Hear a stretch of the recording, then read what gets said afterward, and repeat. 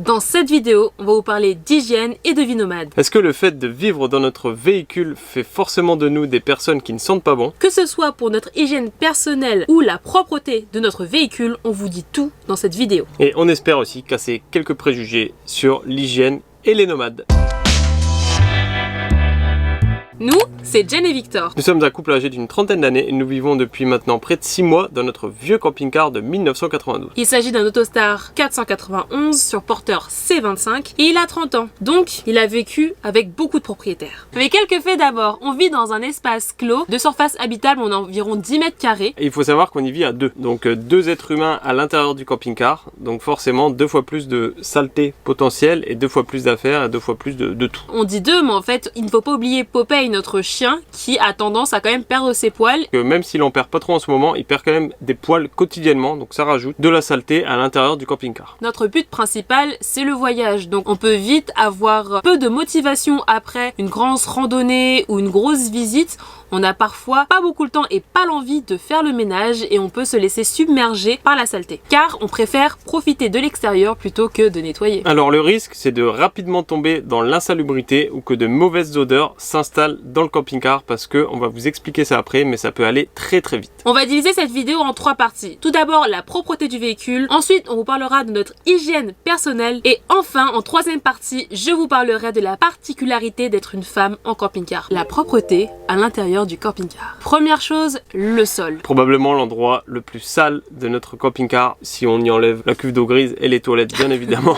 Mais l'endroit dans lequel on vit et qu'on touche assez régulièrement, c'est le sol qui est le plus sale en effet. Et oui, à force de faire des allers-retours entre l'intérieur et l'extérieur, on ramène énormément de saleté. Et si c'est que de la saleté, parce que quand on est au bord de la mer par exemple, là on ramène énormément de sable, notamment à l'intérieur du véhicule. On a beau essayer d'enlever nos chaussures à chaque fois à l'entrée du véhicule, parfois on a un peu la flemme, on va pas se mentir, et on rentre avec, et du coup ça salit très rapidement le sol du camping-car. Mais concrètement, on a quand même quelques solutions. On a des chaussures d'intérieur, c'est des chaussons tout simplement, et les chaussures d'extérieur, voilà. Mais quand on est sur une aire de service, typiquement, on n'a pas forcément le temps d'enlever, retirer ses chaussures avant d'entrer dans le camping-car. Donc on finit forcément par salir le sol. Donc concernant le sol du camping-car, il faut savoir qu'il se salit très vite, parce qu'on n'arrête pas de faire des allers-retours entre l'extérieur et l'intérieur, et notamment Popeye aussi qui ramène pas mal de poussière et qui perd aussi des poils. Donc on fait un petit coup de nettoyage tous les jours et l'avantage qu'il y a, c'est que vu la surface au sol qui est de quelques mètres carrés, on peut le faire facilement avec uniquement ça.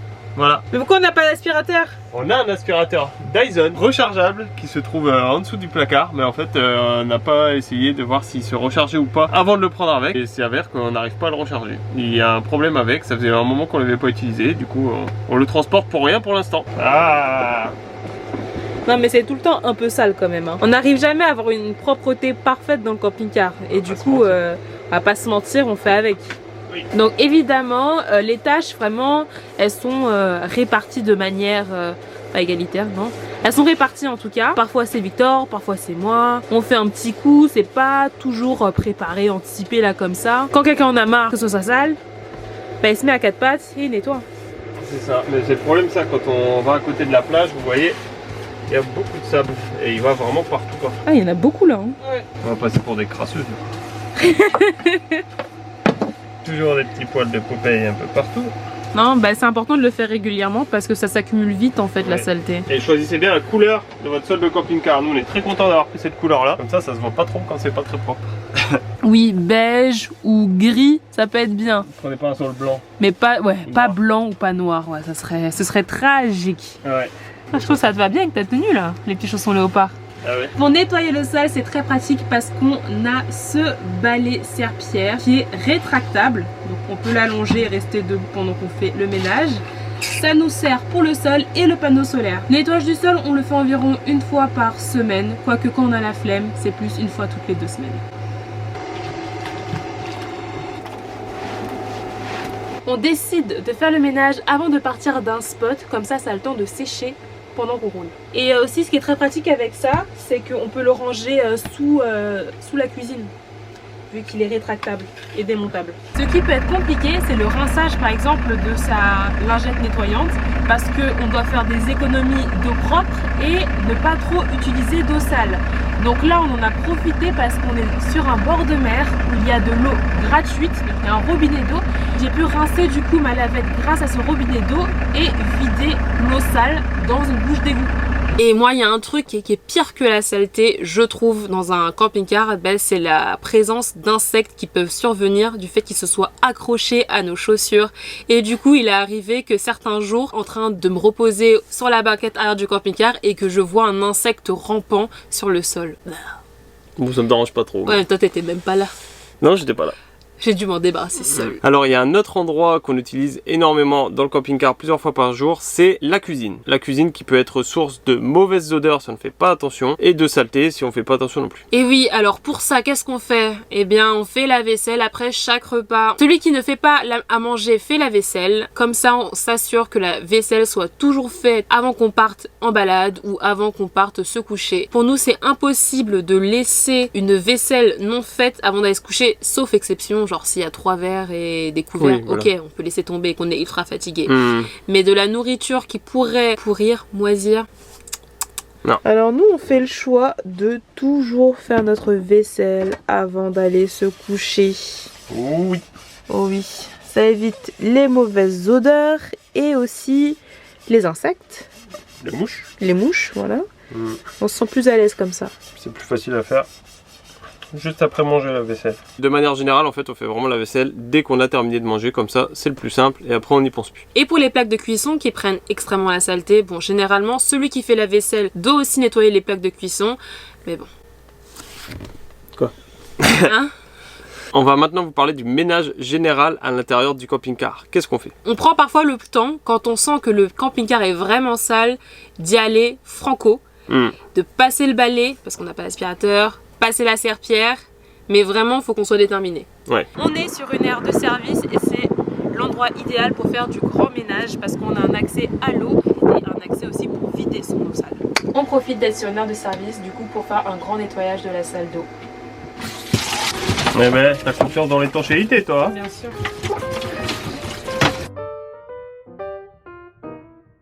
On nettoie aussi les toilettes, c'est important de garder des toilettes propres. On a aussi vu qu'il était possible d'avoir un pulvérisateur donc de jardin sous pression pour pouvoir nettoyer plus facilement les toilettes en général. On pense que c'est Mario et Gilou, la sienne, mais si c'est pas eux, je couperai ce passage. Donc on va rapidement revenir sur le fait d'avoir un chien et de vivre dans un camping-car. Donc il faut savoir que même si notre chien est très gentil, il perd des poils quotidiennement, même si en ce moment il en perd un peu moins vu qu'il a fini sa période de mue. Donc tous les jours, c'est des poils qui se retrouvent sur le sol du camping-car. C'est également aussi une odeur qu'il a qui est propre à lui et aussi des odeurs qu'il peut ramener de l'extérieur parfois quand il se baigne ou des choses comme ça, mais bon ça va, on a de la chance, il sent pas trop à ce niveau là. Nous on interdit Popeye de monter sur les banquettes, il a une interdiction de monter sur les banquettes, que ce soit celle qui est à l'arrière ou là où on est assis.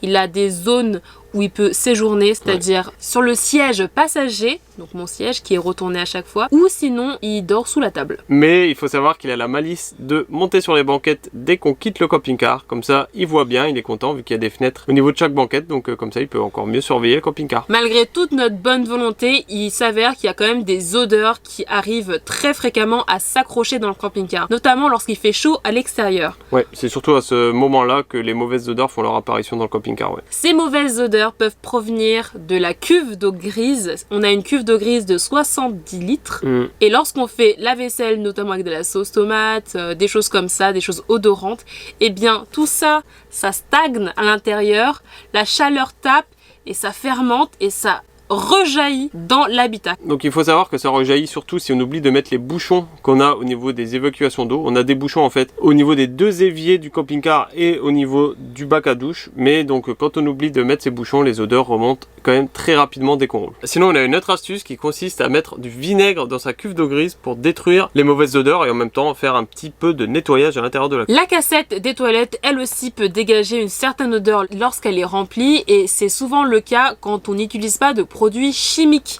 Des produits chimiques qui détruisent la matière et d'autres produits chimiques qui permettent de limiter les odeurs. Nous, on a décidé de plus trop en utiliser pour pouvoir vider notre cassette dans des toilettes publiques et du coup, bah voilà, on a des odeurs quand il fait chaud. Et les odeurs, en fait, au niveau de la cassette, elles viennent que quand on ouvre la cassette. Donc quand on l'utilise, c'est à ce moment-là que toutes les odeurs ressortent et bon, c'est pas très agréable. Donc pour ce problème-là aussi, on utilise du vinaigre. Donc on n'a pas de dosage précis à vous donner, mais donc c'est un conseil qui nous a été donné par d'autres personnes qui vivent en véhicule qu'on avait croisé sur la route et ça marche plutôt bien quand on met du vinaigre. En fait, ça permet quand même de pas mal détruire les odeurs et aussi de détruire un petit peu la matière. Mais une chose qu'on fait et qu'il faut toujours faire en fait, c'est aérer. Aérer son camping-car dès qu'on en a l'occasion.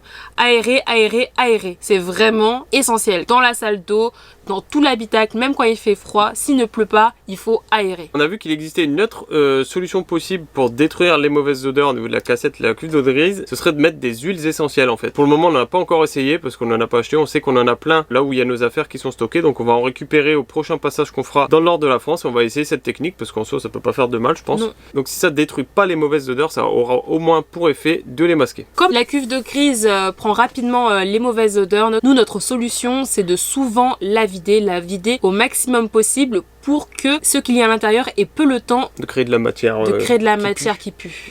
Ici, on n'a pas de quoi ouvrir notre cuve d'eau grise et directement la verser dans un égout. Du coup, on doit vider au seau dans la cuve des toilettes des WC. Avoir un seau, c'est vraiment un indispensable. Pour la cassette des toilettes, c'est pareil. On essaie aussi surtout de la remplir au minimum pour éviter que notre cassette se remplisse trop vite et qu'il y ait trop rapidement de mauvaises odeurs. On utilise toutes les autres solutions qu'on a pour pouvoir faire nos besoins. Donc que ce soit la nature, les toilettes publiques, les pubs, les restaurants, etc. Tout ce qu'on peut ne pas faire dans la cassette, on essaie de se forcer au maximum pour ne pas le faire. Et c'est comme ça justement qu'on choisit des spots où on peut aller faire nos besoins en pleine nature. Du coup, on reste sur les parkings le moins longtemps possible pour ne pas avoir à trop remplir notre cassette. Parce que vider sa cassette, c'est plus difficile que vider sa cuve d'eau grise. Il y a aussi une autre source de mauvaises odeurs qui peut provenir cette fois-ci de nous, et plus précisément des vêtements qu'on porte en fait et qu'on utilise, que ce soit nos draps ou nos habits. Donc pour ça, il n'y a pas 36 000 solutions, on va dire. Il faut faire des lessives. Donc quand il s'agit de nos habits à nous, donc ce qui est t-shirt, sous-vêtements, etc., ça, on peut le faire à la main grâce au sac Scruba qu'on vous a déjà montré dans plusieurs vidéos. Franchement, ça marche plutôt pas mal. Donc il faut savoir que les lessives aussi, on privilégie le fait d'être sur les aires de service où on a un accès à l'eau pour pouvoir en faire en grande quantité et laver tous les vêtements dont on a besoin. Et quand c'est des grosses lessives, notamment les draps qu'on a fait récemment et tous nos autres habits, là on est obligé d'aller à la laverie et bon, ça marche super bien. Oui, c'est juste un budget et on perd un peu de temps concrètement à la laverie parce qu'entre le lavage et les différents séchages puis ensuite devoir plier le linge, voilà, on perd bien une demi-journée. Ouais, voilà. Nous, notre solution idéale, ce serait d'avoir une machine portable et rétractable. Voilà, on serait bien avec ça. S'il y en a qui ont ça d'ailleurs, n'hésitez pas à nous dire si c'est bien ou pas parce qu'on a vu qu'il y en avait en vente chez H2R, donc c'est des machines qui fonctionnent au 220 volts où on peut mettre 4 ou 5 kilos je crois. Si vous avez des retours dessus, n'hésitez pas à nous le dire. Et en tout point, nous les vêtements, on cherche vraiment à ce qu'ils prennent l'air. Si par exemple on a un t-shirt on a beaucoup transpiré dedans, on va pas directement le mettre au linge sale, mais on va le faire un peu s'aérer avant de le mettre au linge sale, histoire de ne pas polluer notre sac de linge sale et que ça diffuse des mauvaises odeurs.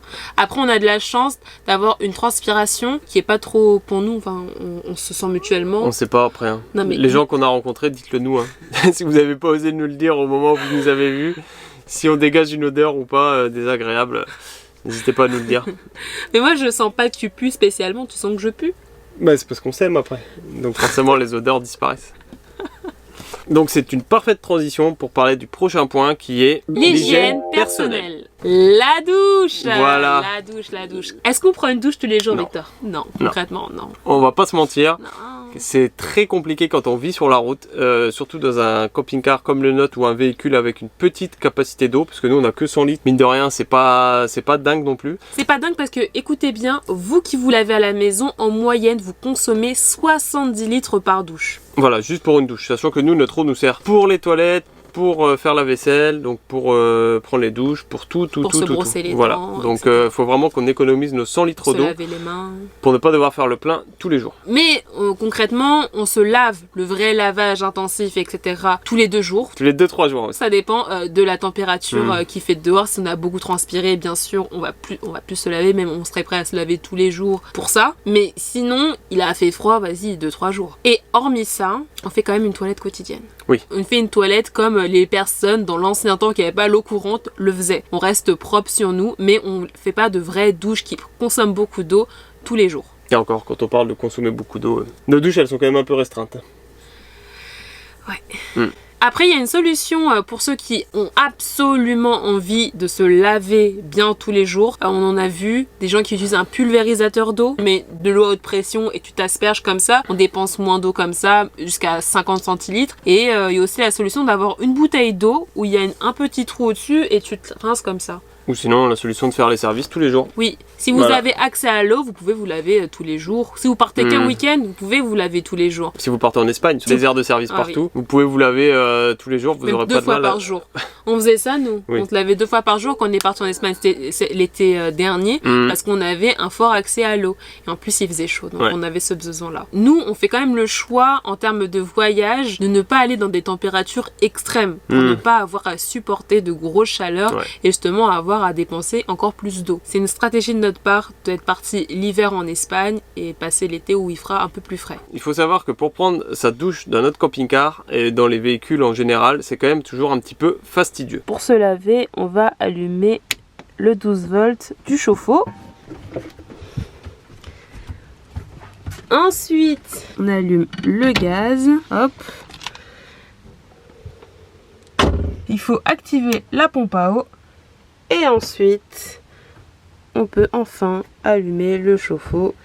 On a le choix entre 2 températures, 50 et 70. On choisit 70 degrés parce que on est 2 à prendre la douche. À 70 degrés, il faut savoir que toutes les bactéries qui sont dans l'eau vont être détruites. Voilà, et maintenant, il faut attendre. Et préparer notre intimité. Ah oui, prépare l'intimité. Parce que là, c'est le soir. Il y a pas mal de gens autour de nous. Il va falloir se cacher. Donc il faut savoir que dehors là on a la cheminée du chauffe-eau et on ne peut pas ouvrir cette fenêtre ni celle-là pour pas que les gaz brûlés rentrent dans le camping-car pendant que le chauffe-eau chauffe. On a un chauffe-eau boiler Truma BGE donc qui fonctionne au gaz et à l'électricité. Nous on n'utilise que la fonction gaz et c'est une capacité de 10 litres. Après on doit attendre une demi-heure. À peu près une demi-heure pour que l'eau chauffe. Et c'est avec ce ballon de 10 litres qu'on se répartit nos 2 douches. Voilà. Donc en mélangeant le chaud et le froid. Donc ça nous fait à peu près 7-8 litres chacun pour une douche. Ce qui est déjà pas mal. Du coup, avec ça, on a suffisamment d'eau chaude pour prendre une bonne douche, en vrai, pour 2. Non, c'est largement assez. Après, quand on dit bonne douche, voilà, on se mouille, on se lave et on se rince. On peut pas se prélasser sous la douche encore comme à la maison. Non, on peut pas partir en vraie vrille. Non, c'est vrai. Après, toi, tu prends toujours le temps de faire un shampoing. Ouais, c'est vrai. Alors que moi, j'ai des cheveux afro et le shampoing, je le fais plus toutes les 3 semaines. Il faut dire que pour moi, prendre un shampoing, c'est un peu plus compliqué que pour Victor. Là, vous voyez que j'ai des tresses. Quand je passe en cheveux naturels, je dois me laver les cheveux et je prends énormément d'eau. Je pense que je dois bien prendre peut-être 30 litres. Ouais, du coup, on fait en sorte pour les shampoings d'être très rapprochés de la période où on devra remettre de l'eau. Voilà. Ou sinon, la meilleure chose à faire, c'est aussi de faire son shampoing sur une aire de service. Comme ça, rapidement, on peut vider notre cuve et utiliser toute l'eau dont on a besoin. Et ça, c'est la corvée post-douche. On doit retirer l'eau du bac. Et on en profite pour nettoyer. Et pour toutes les règles d'hygiène classiques, c'est comme à la maison, on se brosse les dents 2 fois par jour. On fait très attention à notre hygiène bucco-dentaire parce que aller chez le dentiste, ça coûte cher. D'ailleurs, on a fait un bilan dentaire, enfin on est parti chez le dentiste tous les 2 avant de prendre la route pour s'assurer qu'on n'avait pas de caries, etc.